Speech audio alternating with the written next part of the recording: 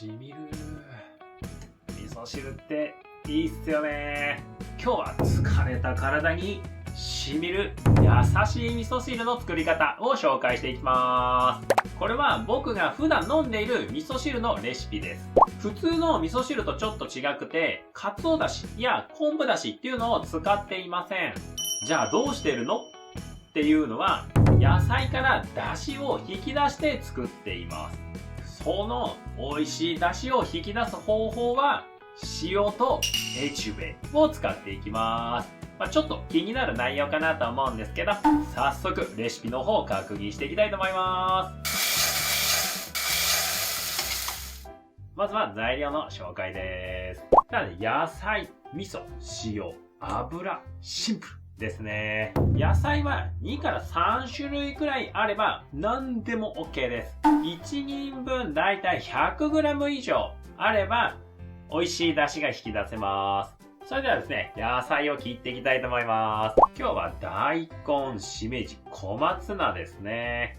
野菜の大きさはもう大きくても小さくても何でも OK です。で、柔らかい野菜、硬い野菜なのでもう全部混ぜてもらって大丈夫です。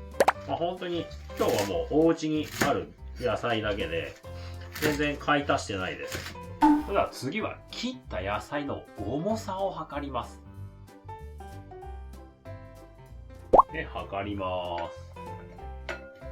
今 300g です。この重さの 0.5% の塩を用意します。今日は 1.5g です。ちょっとこの測るっていうのはめんどくさいんですけど、一番大事なポイントになってるので、ぜひここだけは守ってみてください。次はエチュベします。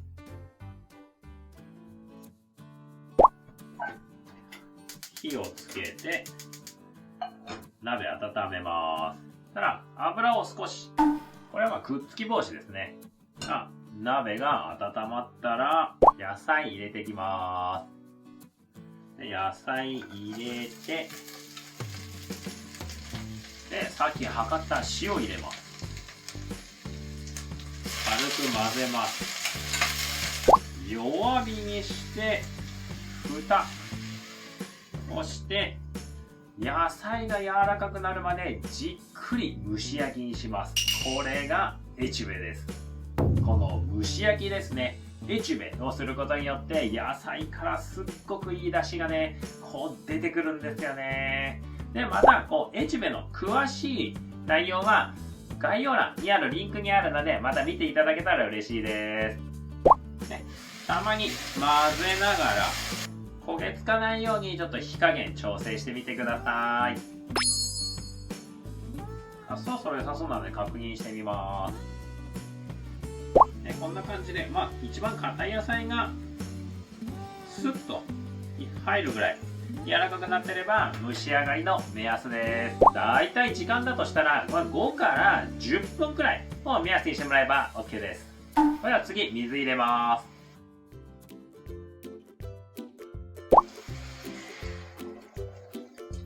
水の量はだいたい材料がかぶるくらいです。あと火を強めて沸騰させます。沸騰したらアク取ります。落とすのなかったですね。あとは味噌で自分が美味しいと思う濃さに味付けをすれば完成です。一回火を止めて味見します。もうちょっとかな。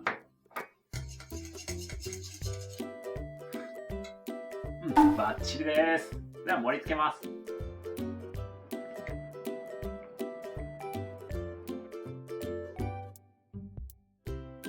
ではいただきま